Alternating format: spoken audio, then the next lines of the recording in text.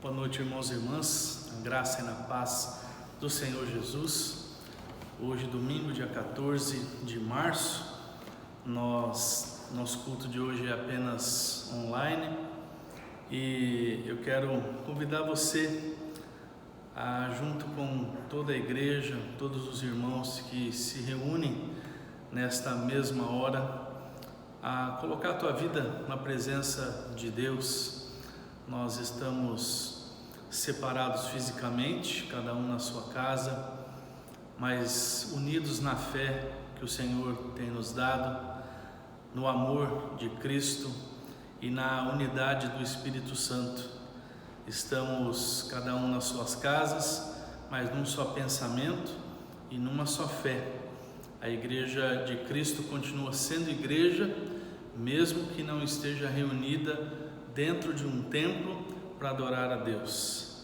Nós somos ainda a Igreja de Cristo. Então, quero convidar você que é a igreja, você que faz parte da igreja, a cultuar junto comigo agora e invocar o agir de Deus, a bênção de Deus sobre as nossas vidas. Vamos orar então?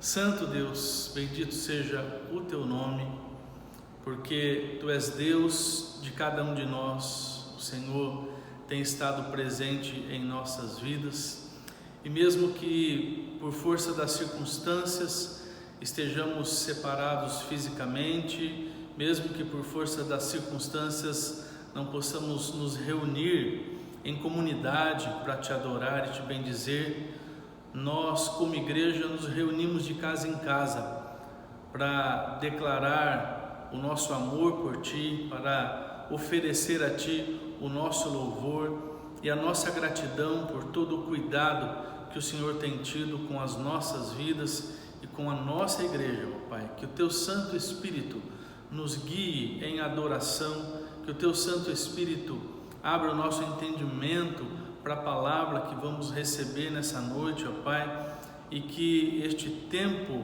mesmo breve, que vamos passar na tua presença, seja intenso, seja cheio do mover do teu Santo Espírito. É o que pedimos a ti em nome de Jesus. Amém.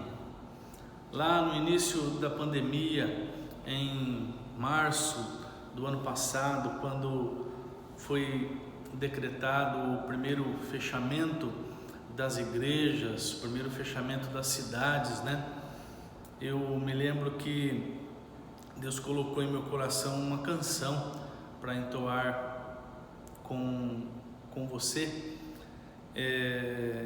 E hoje de manhã, enquanto eu lia algumas mensagens de irmãos pedindo oração por enfermos que estão infectados pela Covid, essa canção me veio à mente novamente e eu quero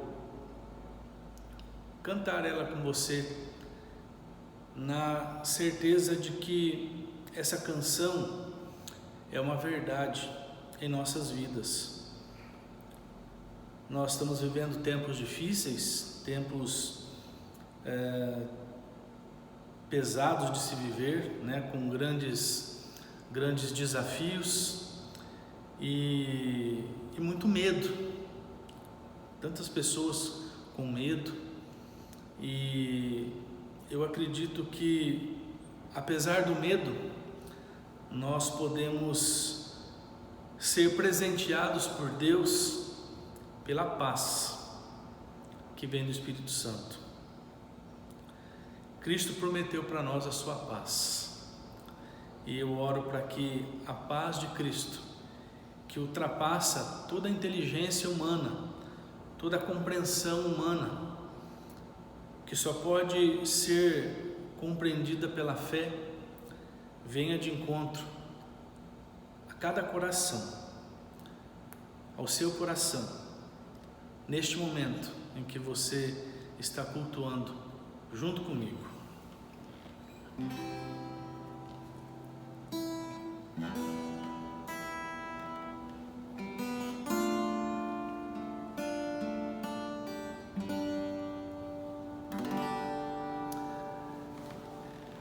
esta paz que eu sinto em minha alma não é porque tudo me vai bem. Esta paz que eu sinto em minha alma é porque eu amo ao meu Senhor. Não olho as circunstâncias, não olho o seu amor. Não me guio por vistas, alegre sou. Não olho as circunstâncias, não olho o seu amor. Não me guio por vistas, alegre sou. Este gozo que sinto em minha alma não é porque olho ao meu redor. Este gozo que sinto em minha alma é porque eu amo ao meu Senhor. Não olho as circunstâncias, não olho o seu amor. Não me guio por vistas, alegre sou. Não olho as circunstâncias, não olho o seu amor. Não me guio por vistas, alegre sou. E ainda que a terra não floresça e a vide não dê o seu fruto, e ainda que os montes se lancem ao mar, ou que a terra trema, hei de confiar. Não olho as circunstâncias, não olho o seu amor. Não me guio por vistas, alegre sou. Não olho as circunstâncias, não olho o seu amor. Não me guio por vistas, alegre sou. Aleluia, glória e aleluia. Aleluia, glória ao meu Senhor. Aleluia, glória e aleluia. Aleluia, glória ao meu Senhor. Não olho as circunstâncias, não olho o seu amor. Não me guio por vistas, alegre sou. Não olho as circunstâncias, não olho o seu amor. Não me guio por vistas, alegre sou. Amém, irmãos? Que essa seja a verdade das nossas vidas, que a paz de Cristo encha os nossos corações e que nós possamos caminhar, que nós possamos prosseguir, não na nossa força, não na nossa inteligência, não na nossa suficiência, mas na força do Senhor. Que Deus nos abençoe.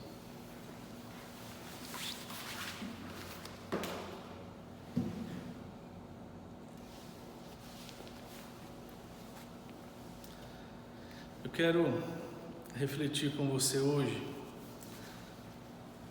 numa parte da história do profeta Elias, um texto que você já conhece bem, que é a batalha de Elias contra os profetas de Baal. E esse texto está lá em 1 Reis, capítulo 19.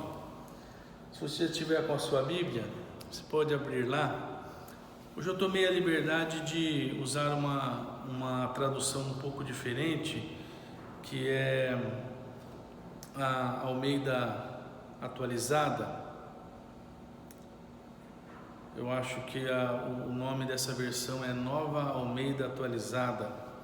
Tive contato com ela essa semana passada e achei interessante essa versão.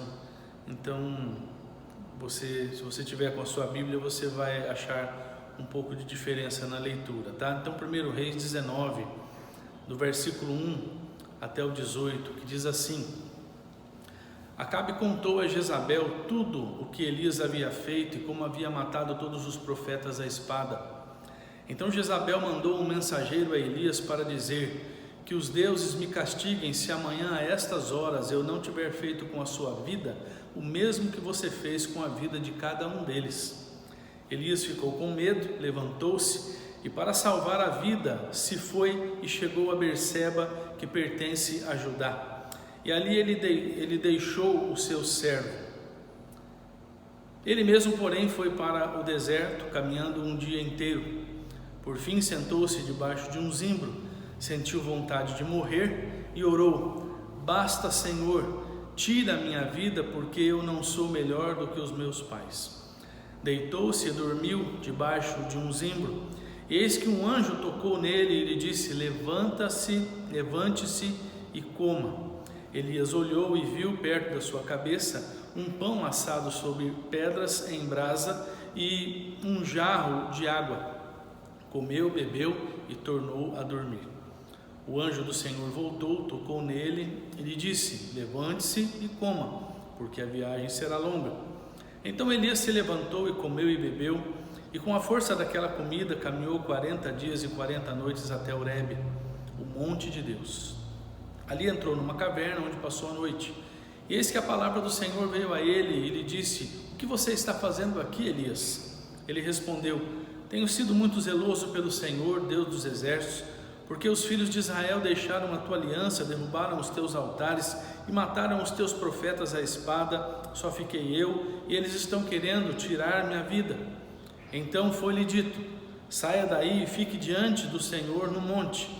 Eis que o Senhor estava passando, e um grande e forte vento fendia os montes e quebrava as rochas diante do Senhor, mas o Senhor não estava no vento.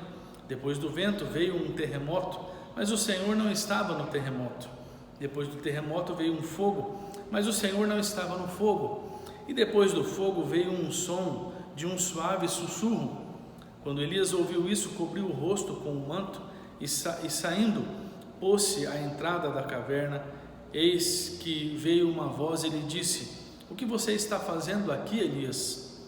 Ele respondeu: tenho sido muito zeloso pelo Senhor, Deus dos exércitos, porque os filhos de Israel deixaram a tua aliança, derrubaram os teus altares e mataram os teus profetas à espada. Só fiquei eu, e eles estão querendo tirar-me a vida. Então o Senhor disse a Elias: volte ao seu caminho para o deserto de Damasco. Chegando lá, unja Azael como rei da Síria, unja também Jeú, filho de Ninsi, como rei de Israel, e Eliseu, filho de Safate, de Abel-Meolá, como profeta em seu lugar. Quem escapar à espada de Azael, Jeú o matará. Quem escapar à espada de Jeú, Eliseu o matará. Também conservei em Israel 7.000, todos os joelhos que não se dobraram a Baal e toda a boca que não o beijou. Irmãos e irmãs, o profeta Elias tinha acabado de vivenciar algo sobrenatural. Havia uma expectativa muito grande no meio do povo de Deus, para que um sinal do céu confirmasse quem era o Deus verdadeiro. Se o Deus Baal, adorado pelo rei Acabe, sua esposa Jezabel e grande parte dos hebreus, ou o Deus de Elias.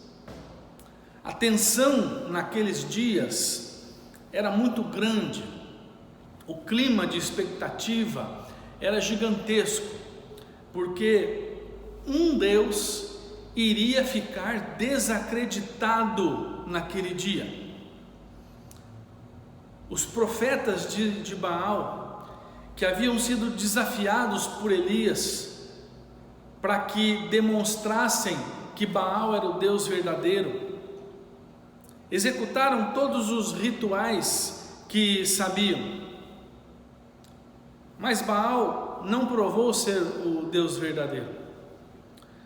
Quando chegou a vez do profeta Elias, a manifestação do poder de Deus foi surpreendente. Se era uma manifestação visível de poder que o povo queria, foi exatamente isso que aquelas pessoas tiveram.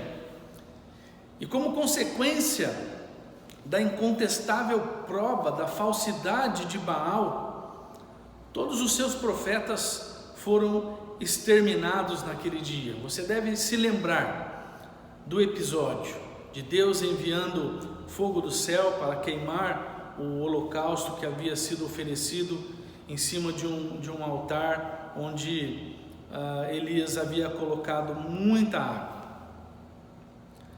E após ter vencido os profetas de Baal naquele desafio, Elias foi ameaçado de morte pela rainha Jezabel.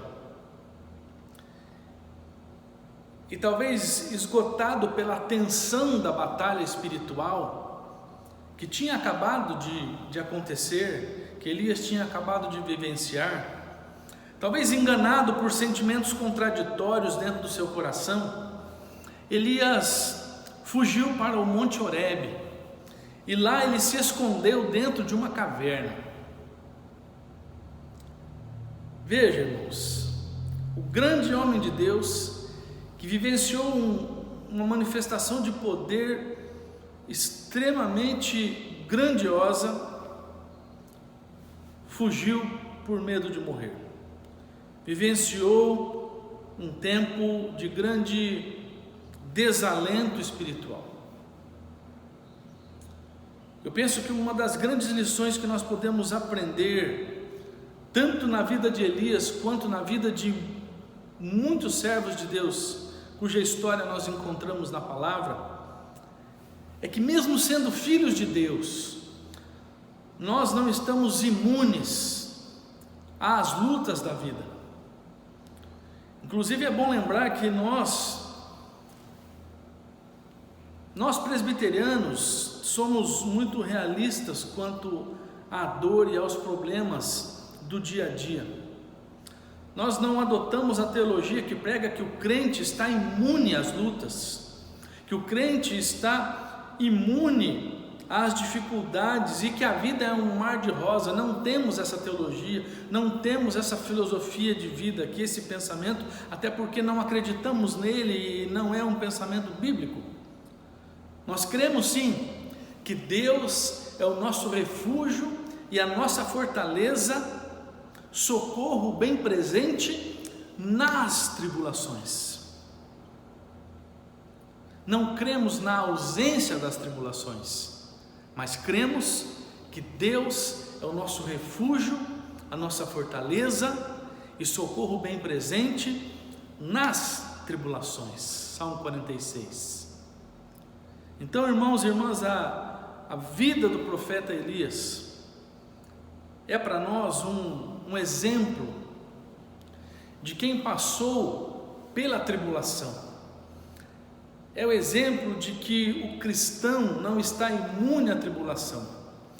É o exemplo de vitória no meio do esgotamento espiritual. E é o exemplo do que fazer e do que não fazer quando nós estamos queimados espiritualmente. E eu penso que quando nós olhamos para essa história, para esse episódio da vida de Elias, a primeira coisa que a gente tem que aprender é que nós não podemos tomar atitudes no desespero. Quando estamos queimados espiritualmente, desgastados espiritualmente e consequentemente a isso, desgastados emocionalmente e fisicamente também, nós não podemos tomar atitude no desespero. Porque olha a vida do profeta Elias neste tempo, neste momento aqui, nesse recorte que nós fizemos da sua história. Depois que ele soube que estava em apuros, depois que ele soube que a sua cabeça estava a prêmio, Elias fugiu. Ele arrumou as suas coisas e se mandou para o Monte Horebe, talvez pensando que lá estaria seguro. Mas foi exatamente no seu esconderijo que Deus o colocou frente a frente com o seu problema. Meu irmão, minha irmã, muitas pessoas também, em atitude de desespero, tentam fugir quando estão em apuros. Alguns fogem simplesmente ignorando os problemas, né? Elas agem como se os problemas não existissem. Tanto que você pergunta para a pessoa, tá tudo bem? Ela estampa um sorriso plástico no rosto, né? E fala, tá tudo bem, tudo ótimo. Ela ignora o problema. Outros sublimam o problema, né? Ou seja, eles inventam uma porção de coisas para não ter de encarar o problema. Trabalham em excesso, se divertem em excesso, estudam em excesso, dormem em excesso, bebem em excesso, enchem a cara de bebida alcoólica, eles sublimam. É aquela coisa de substituir o sofrimento do problema por algo que mascara o problema. Isso é sublimar. E você sabe, meu irmão, minha irmã, e todos nós sabemos que nada disso resolve, porque toda fuga faz somente por atrasar a solução, toda fuga faz somente por jogar para o futuro aquilo que vai ter de ser encarado algum dia. É como varrer a sujeira de toda a casa para debaixo do tapete. Um dia aquele tapete vai ter que ser tirado dali e toda a sujeira da casa estará lá embaixo e ela terá que ser removida. Veja, meu irmão, é claro que uma trégua para o problema sempre é bom, porque os nervos precisam se acalmar. A gente precisa de tempo para buscar a Deus, mas fugir não ajuda, atrapalha. Às vezes nós precisamos dar sim um tempo dos problemas, sair do meio do olho do furacão, se refugiar um pouco longe do problema, mas isso é apenas temporariamente para a gente voltar ao prumo, voltar ao seu eixo, buscar a direção de Deus, porque fugir do problema o tempo todo não ajuda. Meu irmão, a gente tem que acreditar que assim como Deus foi com Elias, Deus será conosco também. Nós nunca estaremos seguros quando nós tentarmos nos ausentar das lutas, mas nós estaremos seguros quando estivermos na presença de Deus, porque nós temos um Deus que é por nós. Nós não podemos, como Elias, deixar que o pavor paralise a nossa confiança em Deus. Lá em Romanos capítulo 8, 31 diz assim: se Deus é por nós, quem será contra nós? O que nós temos de fazer, irmãos, é levantar a cabeça e declarar essa verdade: se Deus é por nós, quem será contra nós? Então, diante do seu esgotamento espiritual, diante da crise que você está vivendo e das incertezas que você está vivendo, dos desafios que você está vivendo, ao invés de fugir, acalme-se, respire, ore, creia, encare o que precisa ser encarado, porque Deus é com você. Deus foi com Elias. Elias fez a coisa errada, ele fugiu. Mas Deus era com ele. Deus foi de encontro a ele e reverteu aquela situação. Então, meu irmão, não fuja, mas se coloque na presença de Deus. Segundo, quando chegar o esgotamento espiritual na sua vida, não se isole na sua concha. Não se isole na sua concha. Tampouco, meu irmão e minha irmã, lute sozinho. Lá em 1 Reis 19:3 diz que Elias ficou com medo, levantou-se e para salvar a vida se foi e chegou a Berseba, que pertence a Judá, e ali deixou o seu servo. Olha o detalhe do versículo. E ali deixou o seu servo. Elias, quando se viu em apuros, fugiu de tudo e de todos. Ele negou-se a si mesmo a oportunidade de ser ajudado por outras pessoas que poderiam ser um instrumento de Deus naquele momento. O seu companheiro de caminhada, ele deixou lá em Berseba e seguiu sozinho. E olha, meu irmão, minha irmã, Elias sabia da possibilidade de Deus usar pessoas para serem bênção na sua vida, porque Deus já tinha feito isso. Deus, por exemplo, já tinha usado a viúva de Sarepta para abençoar a vida dele. Só que ali, naquele momento de desespero, de esgotamento espiritual, ele resolveu se fechar dentro de si. Meu irmão, uma das coisas mais contraditórias que a gente faz é se isolar no momento de dificuldade. Como é que a gente faz isso?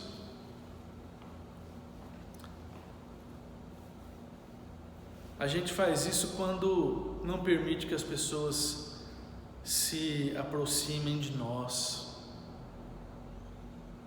Quando a gente não permite que as pessoas entrem na nossa vida.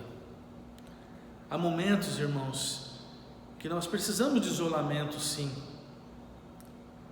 mas para estar a sós com Deus, para orar e ouvir a voz do Senhor, até para chorar na presença de Deus. Mas nós não podemos negar a nós mesmos a oportunidade de sermos ajudados por outras pessoas que Deus prepara a fim de serem canais de bênção nas nossas vidas. Inclusive, essa é uma das funções da igreja, através de cada irmão e de cada irmã, tanto que Paulo escreveu lá em Gálatas capítulo 6, versículo 2, levai as cargas uns dos outros, e assim cumprireis a lei de Cristo. A sociedade pós-moderna tem desenvolvido uma tendência muito grande para o isolamento. Mas veja, eu não estou falando de isolamento social, eu estou falando de isolamento de alma. Antes da pandemia, quando não se falava em isolamento social, já estávamos vivendo um isolamento de alma. Alguém descreveu esse tipo de relacionamento como o relacionamento líquido. É um tipo de convivência interpessoal que não tem consistência, que se esvai como a água, tão logo não exista mais aquilo que a contém. Não existem vínculos que tornam os relacionamentos duráveis. Por isso, tanta gente na sociedade se sente solitária, mesmo estando cercada de pessoas. Nós não podemos, irmãos e irmãs, aderir ao engano dos relacionamentos líquidos. Por mais que nós tenhamos de temporariamente aderir ao isolamento social por causa da pandemia, nós não podemos aderir ao isolamento de alma. Repito, por mais que nós tenhamos de aderir ao isolamento social por causa do tempo que nós estamos vivendo, nós não podemos aderir ao isolamento de alma. Não se isole na sua concha. Não lute sozinho. Quem está esgotado espiritualmente precisa de companhia. Por isso, meu irmão e minha irmã, permita que se aproximem de você as pessoas que Deus enviou. Se você precisar de uma oração, peça para alguém orar por você. Se você precisar conversar, faça uma chamada de vídeo. A tecnologia hoje nos ajuda muito nesse sentido. Quando a gente precisa ver um ser humano e conversar com um ser humano e olhar nos olhos, mas não pode por causa da pandemia, pega o seu celular, meu irmão, vai lá no WhatsApp ou em outro aplicativo que você usa, faça uma chamada de vídeo. Pastor, eu não sei fazer isso. Aprenda, meu irmão, minha irmã. Eu sei que para alguns irmãos isso é um desafio muito grande, mas estamos vivendo em tempos que precisamos aprender a lidar com as tecnologias. Peça ajuda para alguém, faça alguma coisa. Se você ainda é da era do telefone fixo, pegue seu telefone fixo, ligue para alguém, mas não se isole. Não lute sozinho, meu irmão, porque essa não é a vontade de Deus para nós. A vontade de Deus é que nós vivamos em comunidade, e a comunidade não deixou de existir em razão das restrições sociais. A igreja não deixou de existir porque não estamos celebrando o culto aqui no templo. Nós continuamos sendo igreja, nós continuamos fazendo parte do corpo de Cristo, continuamos sendo irmãos e irmãs em Cristo, mesmo separados. Então, use os meios que você tem para entrar em contato com alguém, mas não lute sozinho, não se feche na sua concha, não entre nessa onda do isolamento de alma, que tem sido tão fortemente divulgado pelo pensamento pós-moderno da nossa sociedade. Deixa o Espírito Santo acalmar o teu coração e deixa as pessoas de Deus fazerem parte da sua vida, meu irmão e minha irmã, em nome de Jesus. E por último, quando você estiver queimado espiritualmente, esgotado espiritualmente, não insista nas mesmas falhas. E essa foi uma decisão acertada do profeta Elias. Se ele errou ao fugir do problema, se ele errou em se fechar para as pessoas, por outro lado, ele acertou no ato de abandonar os seus erros.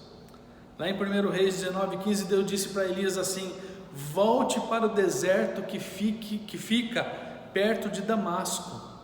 Em outras palavras, Deus estava dizendo assim: Elias, você está no lugar errado, tem coisas pendentes a serem resolvidas, não dá para você ficar dentro dessa caverna, não dá para você continuar fugindo. Você analisar bem o texto, irmão e irmã, você vai ver que a aflição pela qual Elias estava passando não era fruto das suas falhas. Ele não se equivocou enfrentando os profetas de Baal e acusando o pecado de Acabe e de Jezabel. Ele não tinha cometido um erro. Ele só se equivocou depois ao fugir e ao se isolar. Mas quando ele ouviu a voz de Deus dizendo para ele: saia daí porque aí não é o seu lugar, ele resolveu obedecer, sem persistir nas decisões equivocadas que ele havia tomado. Sabe, meu irmão, minha irmã, diferente de Elias, muitas das nossas dificuldades são resultado direto dos nossos erros. Muitos de nós criam os seus próprios problemas e aflições quando falam ou fazem coisas que não deveriam. É assustador o número de pessoas que eu conheço que sofrem em função dos problemas que elas mesmas criaram. E o pior de tudo é que uma parte dessas pessoas são pessoas aparentemente conhecedoras da palavra, mas que na verdade se tornaram cegas para a verdade de Deus. Inclusive são pessoas que se aborrecem quando são questionadas dos seus erros, porque elas se acham tão conhecedoras da palavra, que quando são confrontadas com a verdade, elas espanam.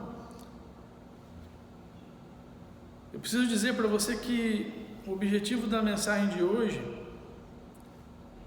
não é espanar ninguém, não é acusar ninguém, não é fazer juízo de valor da atitude de ninguém. É apenas trazer refrigério e conforto para a sua vida, na esperança de que você olhe para a direção que o Espírito Santo está apontando, de tal maneira que o tempo difícil que você está vivendo seja transformado. Por isso, em nome de Jesus, meu irmão, minha irmã, analise a sua vida e veja se os seus problemas são frutos dos seus erros ou não. Se forem frutos dos seus erros, não persista no erro. Mude de direção, mude de atitude. Faça como Elias fez. O único erro que Elias tomou foi fugir e se esconder, mas depois ele já resolveu isso e obedeceu à voz de Deus. E a obediência e o aprendizado de Elias diante daquele momento foi tão grande que ele foi renovado por Deus e ele viveu muito tempo para ser bênção nas mãos do Senhor. Tudo aquilo que Deus disse para ele fazer, ele foi e fez. E se você seguir aí pelo livro de Reis e adentrar em 2 Reis, você vai ver que Elias ainda foi muito usado nas mãos do Senhor, ensinou Eliseu a ser profeta e por fim das contas foi arrebatado por Deus, um privilégio que Deus concedeu para Elias. Então, meu irmão, minha irmã, você tomou uma direção errada para a sua vida e você está colhendo os frutos. É hora de rever isso e se colocar na direção de Deus.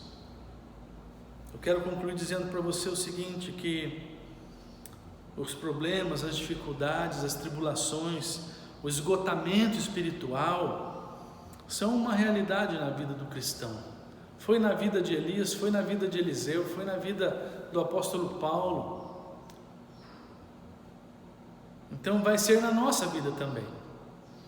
Mas nós não precisamos ser derrotados por nada disso. Deus concedeu vitória para Elias e Deus quer conceder vitória para você também. Mas eu peço que você não se esqueça da nossa reflexão de hoje. Quando você estiver queimado espiritualmente, esgotado espiritualmente, não tome atitudes no desespero. Não fuja dos seus problemas. Não varra os problemas para debaixo do tapete. Não lute sozinho. E não persista no erro. Porque depois do tempo da tribulação, vem a vitória do Senhor. Depois da tempestade, vem a bonança. Vem o tempo de paz, vem o tempo de refrigério. Então, meu irmão, vamos pautar as nossas vidas na perspectiva de Elias e na perspectiva das lições que aprendemos com Elias, para que sejamos renovados no Senhor, para que o esgotamento espiritual dê lugar a um renovo de Deus nas nossas vidas. Talvez você esteja vivendo não um tempo de esgotamento espiritual, mas de esgotamento físico, de esgotamento emocional. Quanta gente vivendo um tempo de esgotamento emocional. Deus pode renovar a sua vida. Deus pode restaurar a tua alma, restaurar o teu vigor de alma. E eu quero orar por isso agora. Nós vamos colocar também diante de Deus a vida de todos aqueles que estão sofrendo nos leitos de hospitais, nossos amigos, nossos irmãos que estão internados. Nós vamos orar por eles agora. Você que tem um amigo, você que tem um familiar sofrendo com a Covid, nós vamos pedir a Deus que Deus o sustente, que Deus o livre do pior, que Deus guarde a vida dele ou dela. E essa vai ser a nossa oração. Quero convidar você a orar comigo. Vamos levantar um clamor como igreja agora, pelas nossas vidas e pela vida de todos aqueles que estão sofrendo neste momento. Ore comigo. Pai Santo, eu quero colocar as nossas vidas diante de Ti, porque o Senhor conhece o nosso coração e sabe como estamos neste momento. O Senhor sabe daqueles que estão vivendo um tempo de esgotamento espiritual, esgotamento de fé, esgotamento de esperança. O Senhor sabe quem está vivendo um tempo de esgotamento emocional, esgotamento físico, ó Deus. O Senhor sabe aqueles que estão vivendo sem perspectiva, sem esperança. Eu clamo por eles agora, Senhor, e peço que assim como o Senhor renovou a vida do teu servo Elias lá no passado, assim como o Senhor manifestou o teu poder, assim como o Senhor esteve presente na vida daquele homem lá no passado, que o Senhor esteja presente na vida do teu filho e da tua filha nesta hora. Assim como o Senhor renovou aquela vida, vem renovar a vida do teu filho e da tua filha nesta hora, Senhor. Pai Santo, que a tua mão de milagre esteja tocando a vida do teu filho e filha agora, trazendo renovo em todos os sentidos para cada vida que precisa do Senhor. Pai, eu oro pelos enfermos, por aqueles que estão acometidos de qualquer tipo de doença, em especial, nós oramos, Senhor, por aqueles que estão contaminados pela Covid, aqueles que estão fazendo tratamento em casa, aqueles que estão internados nos hospitais, aqueles que estão no leito de UTI. Deus Santo, os nossos amigos, os nossos irmãos, nós clamamos a Ti, ó Pai, para que o Senhor intervenha com poder de cura sobre eles, e que o Senhor manifeste o Teu poder e a Tua glória sobre a vida de cada um deles, ó Deus, sobre o familiar, sobre o amigo, desse meu irmão e dessa minha irmã que está comigo neste culto agora, Senhor.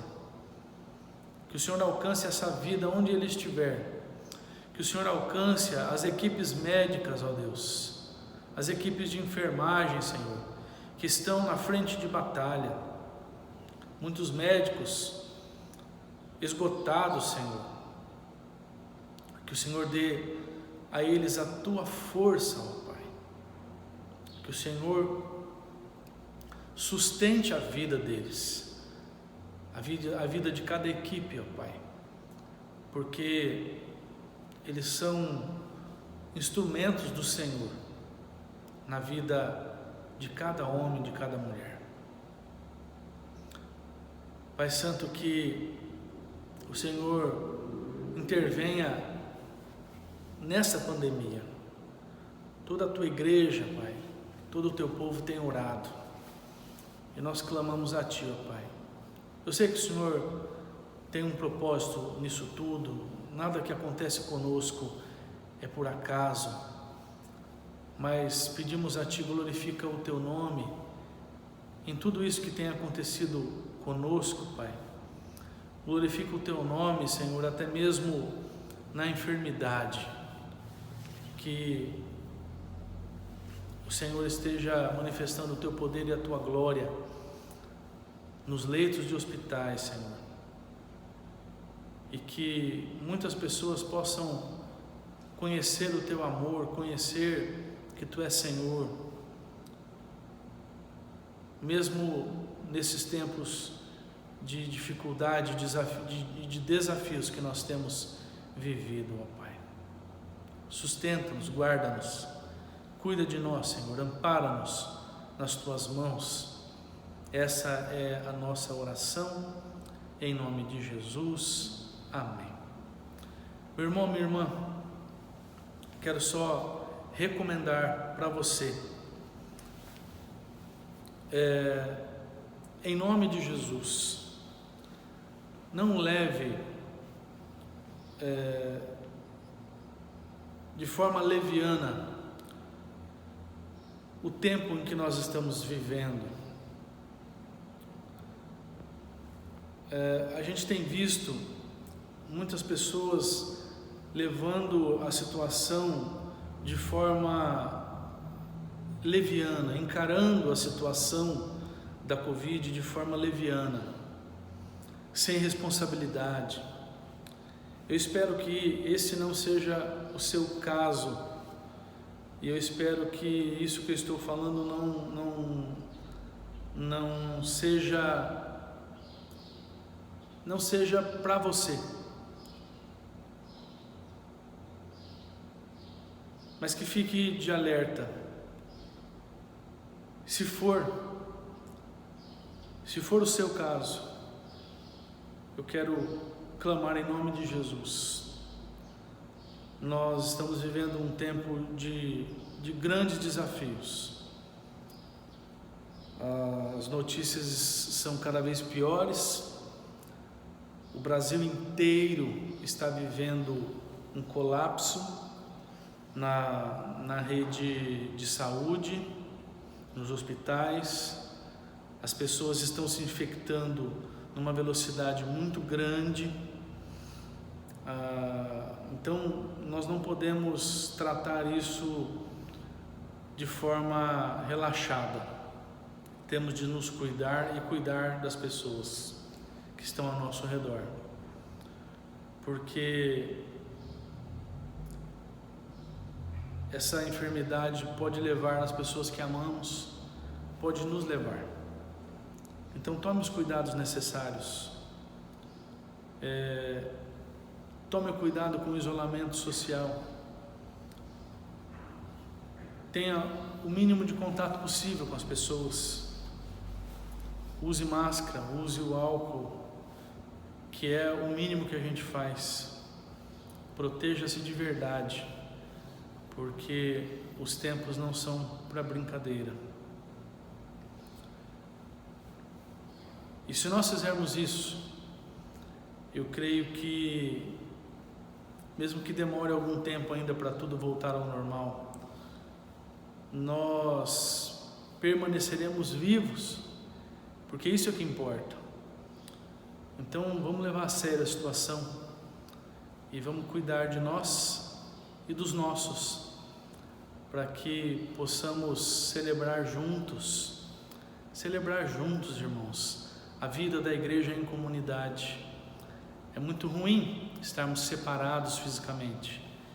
Então que façamos por merecer o retorno das nossas atividades presenciais, que cumpramos todos nós, as regras precisam ser cumpridas para que abreviemos o fim dessa pandemia em nome de Jesus, tá bom?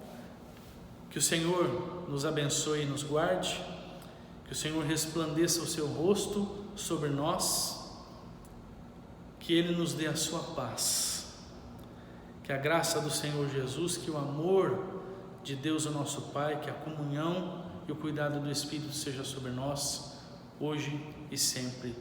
Amém. Deus te abençoe, uma ótima semana, um abraço a todos, nós nos reencontramos na terça-feira. Tchau, tchau.